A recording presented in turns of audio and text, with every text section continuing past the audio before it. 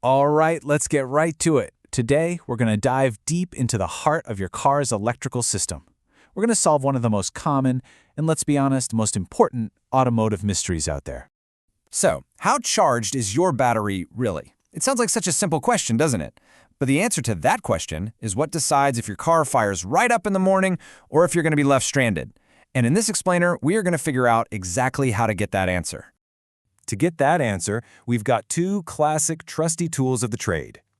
On one side, we've got the hydrometer, which you'll hear called an areometer, and on the other, the load fork, or uklama sonchki. Believe it or not, these simple-looking devices are all you really need to do a pro-level diagnosis on your battery. But hang on. Before we jump in with the fancy tools, we have to do a quick initial check. You know, like any good diagnosis, you've got to start with the basics, a quick visual inspection, and, you guessed it, a temperature reading. First things first, carefully pop the caps off your battery cells. Now, grab a simple glass tube. You're going to dip it into one of the cells until you feel it touch the top of those internal plates. That's the separator guard. Then, just put your finger over the top of the tube, seal it, and lift it out. That little column of fluid you've trapped inside, it should be between 10 and 15 millimeters high. If it's looking a little low, just top it off with some distilled water. It's a super simple but absolutely critical first step. Okay, next up, temperature. And I'm telling you, this isn't just a friendly suggestion. This part is absolutely essential for what we're about to do.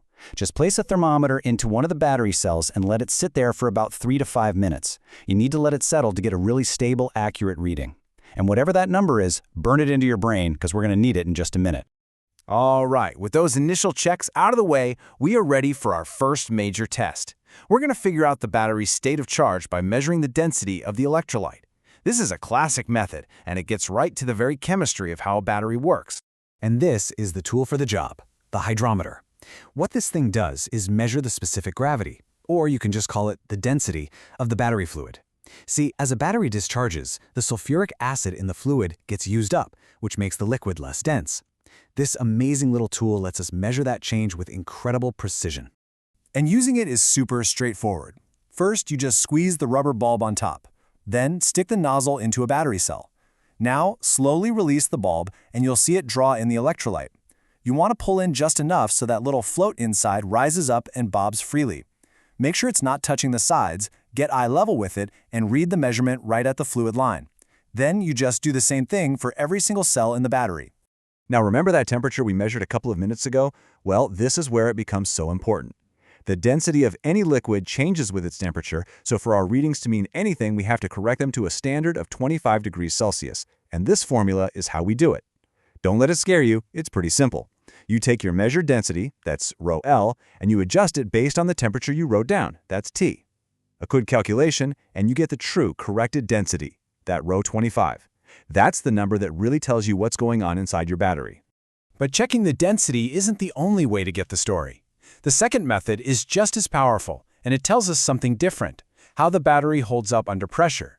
So now we're going to determine the charge by measuring its voltage while it's under a simulated load.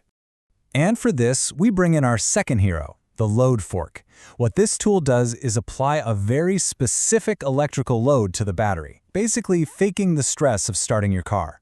The whole procedure is easy. Just press the prongs firmly onto the battery terminals and hold it there for exactly 5 seconds. The voltmeter right on the fork is going to show you just how much that voltage drops when it's put to work. And this table right here, this is the cheat sheet. It perfectly shows you what those results mean. The voltage reading you get at the end of that 5-second test tells you exactly how discharged the battery is. If the voltage stays strong, somewhere between 1.7 and 1.8 volts per cell, hey, you're fully charged. But if it drops down to 1.5 volts, you're looking at a battery that's already 50% drained.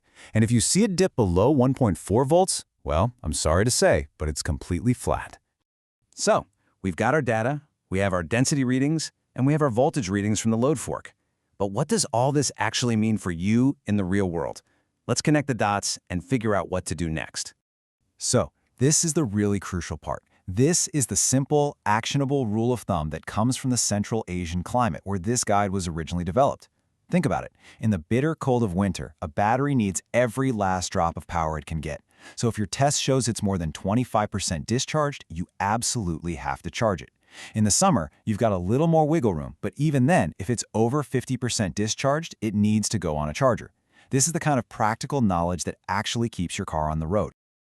You know, what we've just learned are these really powerful hands-on tests that pretty much anyone can do. But what's fascinating is to see how they're basically the garage-friendly versions of what's happening in high-tech research labs. While we're using a hydrometer, engineers are using something called electrochemical impedance spectroscopy to see deep inside the battery. Instead of our load fork, they might be doing extreme thermal runaway tests or complex cycle life analysis to see how long it'll last. The tools are worlds apart, but the goal is exactly the same, to truly understand the health of that battery. And that really brings us right to the final question, doesn't it? But it's a question you can now answer for yourself.